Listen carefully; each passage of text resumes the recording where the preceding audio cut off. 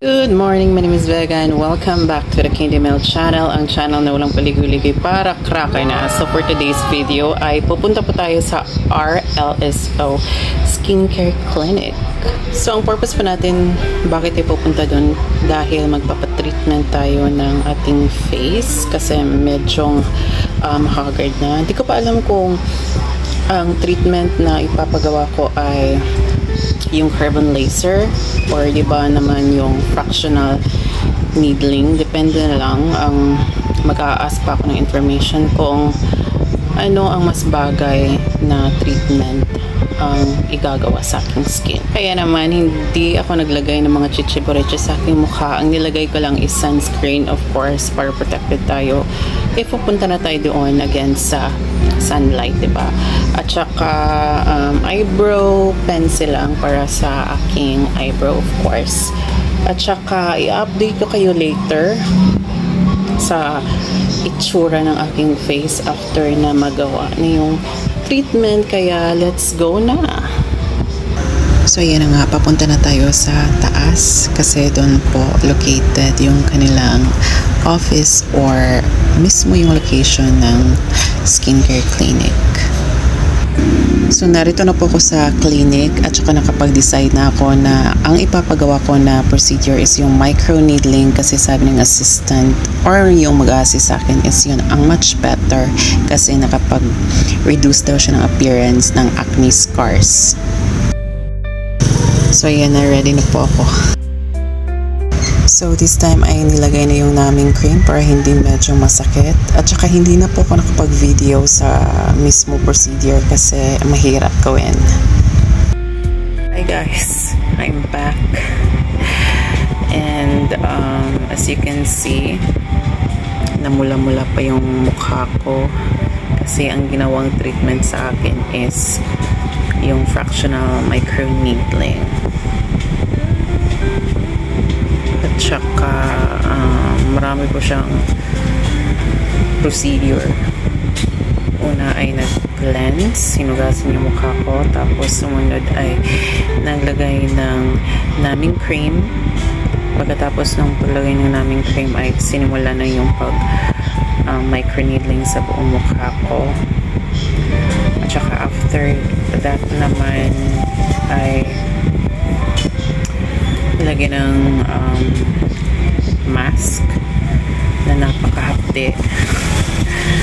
After that ay nilagay yung UV na may iba't ibang lights, like unang light is yellow, tapos nun ay green, tapos nun ay I think violet or blue, hindi ko na maalala. Tsaka after nung light is nilagyan naman ng serum at saka nilagyan ng ointment. Ito po yung ointment na nilagay ko. At saka hindi po ako pwedeng maghilamos tonight. So ipagpabukas ko na lang yung paghilamos ko tomorrow night. At saka bawal po akong gumamit ng mga harsh na cleanser. Sabi kasi yung mga mild lang na cleanser or soap ang pwedeng gamitin. Tapos bawal anuhan ng alikabok, ganun. Tapos bukas after ng pag-cleanse ko, hinamos ko, ay ito lang po ang gagamitin ko. Ilalagay ko ito sa buong mukha. Tsaka i-leave on ko lang. Ayun lang. So, i-update ko lang kayo bukas kung ano ng kalagayan sa mukha ko. Ciao for now.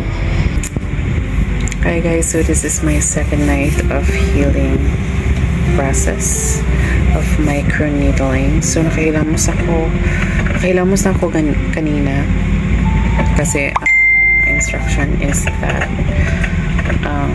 pwede na ako maghilamos after a day. So nakahilamos ako kanina at saka gumamit lang ako ng moisturizer. So tonight po ay naghilamos din ako ulit.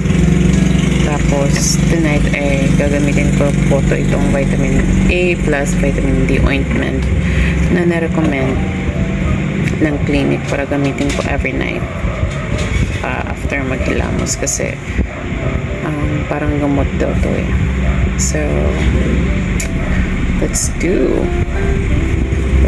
it. Let's put all of these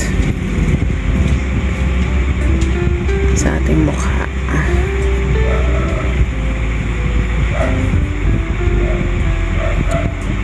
Ang instruction kasi is lalagay ko raw ito sa aking buong mukha, pero parang napakarami naman yata siguro. Kukuha lang ako ng enough na amount para malagyan ang aking mukha. Tapos yung iba pupukas ko na. So yun, medyo napakarami nito. Tsaka ang bili ko nito is 120 isang sachet. Bumili ko ng dalawa, so 240 din. By the way, sa mga gusto malaman kung magkano po ang microneedling, it is 1.5 per session. Pero depende na rin yan sa location nyo, kasi dito sa aming clinic, nag-iisang facial skincare clinic ay 1.5 per session. So babalikan ko kayo after fully healed na talaga ang aking mukha, kasi as of now medyo may pula-pula po siya dito, hindi pa siya fully healed, tsaka mayroon pa siyang sugat dito. So I will be back, guys. See you on my next video clip. Ayun na nga, I'm totally back after 23 days, kasi last nating nag-video is September 3 at saka ngayon is September 26 na. So medyo matagal-tagal ako nakabalik kasi napaka-busy, guys, kasi nag-fiesta kasi sa amin dito nung September 10. So wala akong medyong time na makapag-video at i-share sa inyo kung ano nang nangyayari sa aking mukha. So ito na nga, no, yung result na fully healed na talaga yung mukha ko.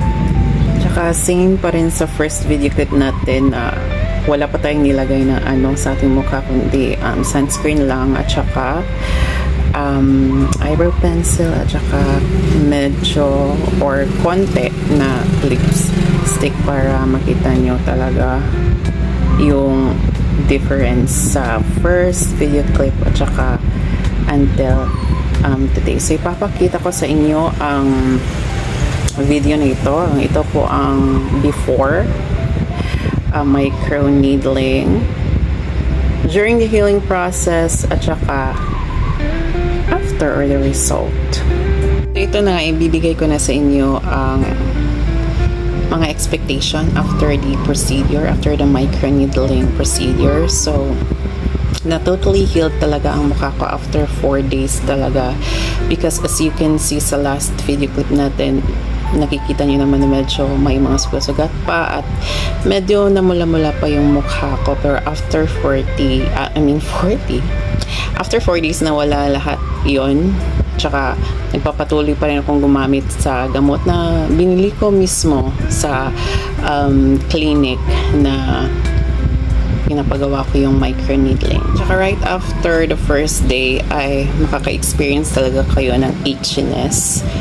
Ewan ko ba kung bakit makati, pero ina-advise na ako nung nag-aasa sa akin na huwag talagang kamutin ang mga kate-kate kasi baka ma-infect ang mga sugat. At saka makaka-experience din kayo ng slight na peeling sa iyong balat sa mukha kasi parang nire-rejuve niya nga ang skin nyo. At saka sabi nung nag-assist sa akin, much better para na magpa-microneedling kesa gumamit ng mga rejuvenating skincare sets.